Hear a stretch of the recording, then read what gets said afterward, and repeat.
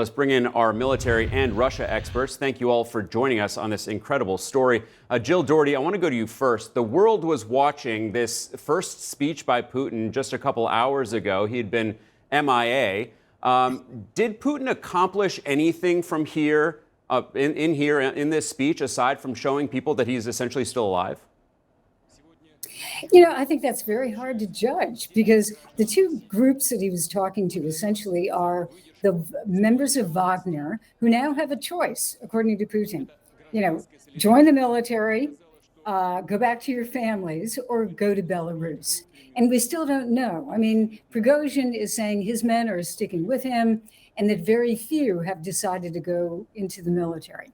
And then the other side is Putin wants to convince Russians everything's okay, everything's under control. The people were united. You know, it reminded me of the old Soviet days when they said, you know, the state and the people are united. That's what Putin's trying to prove. So did he accomplish that? I think it's kind of dubious right now because Russians are very confused.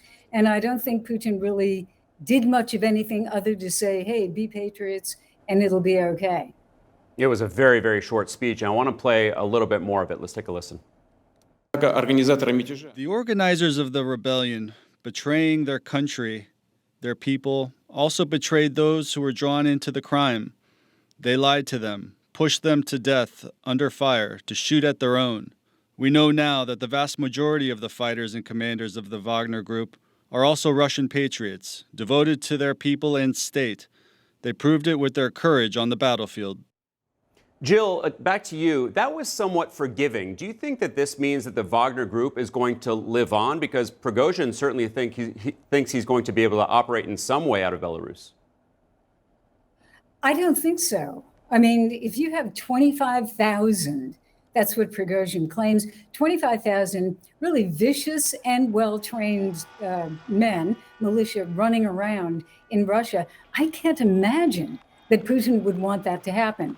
And if they're in Belarus, you know, it's under control of Russia. That also would be a threat. So I think he's saying this is the end. You've got three choices. Take it. And you know, he didn't say what would happen, but he, in his previous speech a couple of days ago, he did say, you know, that we will crush you. So that's the decision that they have to make. And Biana Goldriga, we did hear from Evgeny Prigozhin today. We didn't see him, but he did double down on that long-held criticism of his of the Russian Defense Ministry. So how significant is it that we then saw Putin meeting with the Defense Minister Sergei Shoigu tonight? Well, I don't think it was an accident. You're right to pick up on that all of a sudden we saw video of them meeting. And what's happened in the past with these meetings and these videos of Putin is you never know what's live or when something's taped. There have been instances in the past where something appeared to be live, but then an eagle-eyed observer caught the time on people's watches, and it was 8 hours prior to that. Vladimir Putin even today said good day, and then he corrected himself and said good evening. So it was clear that they were meeting today, and it was to show the Russian public and it was to show the world, really, that he couldn't be pressured by Yevgeny Prigozhin to change leadership of the military, to change the defense minister, and as well as Valery Gerasimov, who is overseeing the war. No one can argue that they've done a good job in doing this. But as you know, this is a president who values dedication and loyalty above all else. And this is a president who we saw tonight doubling down so far, in his support for his military leaders. And General Mark Hertling, Putin referenced tonight fallen pilots. We have images of a crash site. You can see it there, reportedly a Russian military plane that was taken down by Wagner forces over the weekend.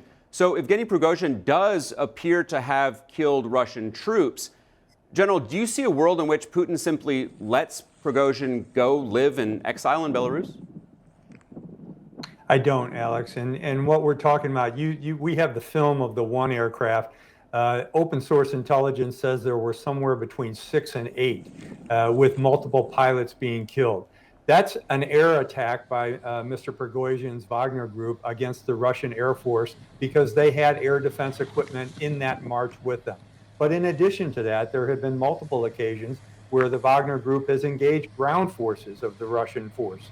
So we have a combination of this private military company engaging the Russians in both Ukraine and in Russia.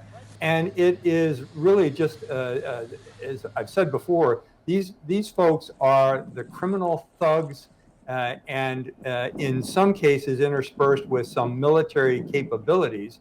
But we're going to see more of this. I'm not sure Prigozhin is done, but it's fascinating to me how in that 6-minute speech that Mr. Putin gave, that he went back and forth between the heroes of the Wagner Group while at the same time not condemning the leader of the Wagner Group, who he condemned the other day during the whole campaign. So there's just so much that is typically Russian in the way this is approaches. And if I may add one more thing, you mentioned Shoigu before. Shoigu is a martinet. He is not a military leader. He is not well liked by most of the generals in the Russian military. So the combination of most of the generals disliking him and Prigozhin absolutely detesting him is going to force Putin into some tough decisions.